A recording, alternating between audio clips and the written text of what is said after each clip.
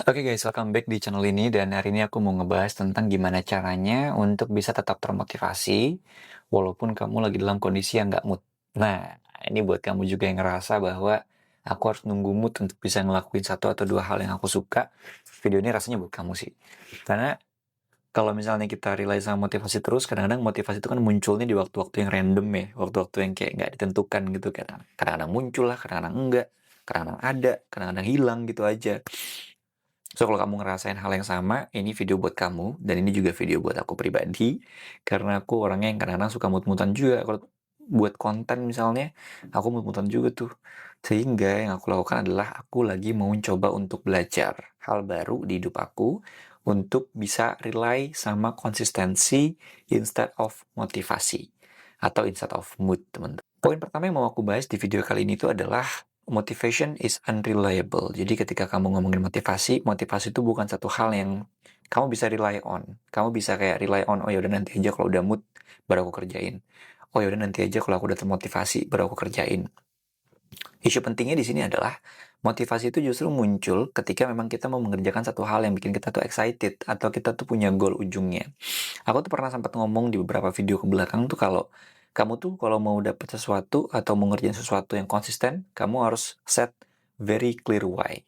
Kenapa kamu harus ngerjain A, kenapa kamu harus ngerjain B. Mungkin bisa lihat videonya di video-video sebelumnya ya teman-teman. Tapi di video kali ini aku mau bilang bahwa poin pertamanya motivation is unreliable. Kamu nggak bisa selalu rely sama motivasi. Kamu nggak bisa selalu rely sama kondisi di mana ya udah deh nanti aja pas aku udah termotivasi. Karena motivasi bisa muncul kapan aja, di mana aja, dan mungkin pada saat motivasi itu muncul, kamu lagi nggak siap untuk bekerja. Simpelnya. Misalnya kamu lagi di kerjaan kantor, tapi kamu termotivasi buat konten. Kan nggak tepat tuh waktunya. Sehingga nanti pas kamu udah capek kerja seharian, malah kamu nggak termotivasi lagi. Nah, kalau aku pribadi, orangnya sekarang lagi mencoba untuk, ya udah kalau aku capek kerja, aku tetap konten aja. Walaupun muka aku agak capek gitu, tapi aku tetap konten aja. Kenapa? Karena itu adalah kunci. Kayak konsistensi kuncinya gitu. Gatel kepala aku ya. Nah, yang kedua adalah kamu harus ngebangun yang namanya identity-based habit.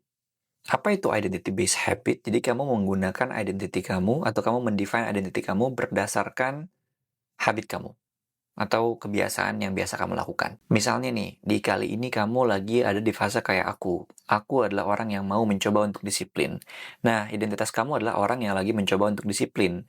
Kamu lakukan disiplin selama 21 hari, sampai akhirnya itu jadi kebiasaan baru, dan mungkin 3 bulan penuh kamu lakukan setiap hari, sampai itu jadi lifestyle-nya kamu. Karena ketika kamu udah coba untuk lakukan identity-based habit, maka kamu akan terpaku pada identitinya kamu, sehingga kamu akan merasa malu sama diri kamu sendiri ketika kamu itu nggak lagi ngerjain apa yang semestinya kamu kerjain karena kamu udah biasa ngerjain itu. So, identity based habit rasanya bisa banget kamu bangun dulu dari awal. Kayak aku nih, kita bareng-bareng ya, orang yang lagi mencoba untuk disiplin. Sampai akhirnya nanti kamu ada di identity base yang baru, yaitu adalah aku adalah orang yang disiplin. Nah, cara yang ketiga yang biasanya aku bangun untuk bisa bekerja tanpa perlu motivasi atau tanpa perlu mood adalah make it stupid easy. Jadi buat ini jadi satu hal yang mudah dan simple banget buat dikerjain, teman-teman. Stupid easy itu maksudnya adalah kalau misalnya aku kerjain paling aku cuma butuh waktu 2-3 menit. Biar apa? Biar kayak ada small things atau ada small achievements yang aku hadapkan. Bukan hadapkan ya, tapi aku lakukan dan aku dapatkan. Kalau kata James Clear di bukunya Atomic Habits, kamu cuma butuh 1% aja bergerak setiap harinya ke arah yang lebih baik untuk bisa bangun habit baru. Sama kayak di sini juga, di video kali ini juga kayak gitu. Just make stupid things easy. Simple thingsnya misalnya kayak aku pengen bikin konten, kontennya tentang motivasi buat anak muda misalnya gitu. Yang mana motivasi itu yang harus kayak literally bikin konten, bikin skrip yang strong banget, kemudian bikin kontennya 20-30 menit. Instead of bikin kayak gitu, I make stupid things easy. Aku bikin konten dalam waktu yang singkat aja, 5 menit aja. Ngomongin keseharian aku dan ngomongin apa yang aku learn atau pelajari dari keseharian aku hari ini. As simple as that, itu udah ngebantuin aku banget untuk bisa, again, make stupid things easy. Bikin satu hal yang jadi mudah aja gitu. Nggak usah terlalu bikin atau terlalu mikirin hal-hal yang susah-susah. Karena ketika kita mikirin hal yang terlalu susah, maka nanti kita akan nggak maju-maju, nggak mulai-mulai. Yang keempat, remove friction. Jadi, remove friction itu maksudnya gini, ketika kamu udah termotivasi, kamu jadi nggak termotivasi karena misalnya kamu termotivasi buat bikin konten.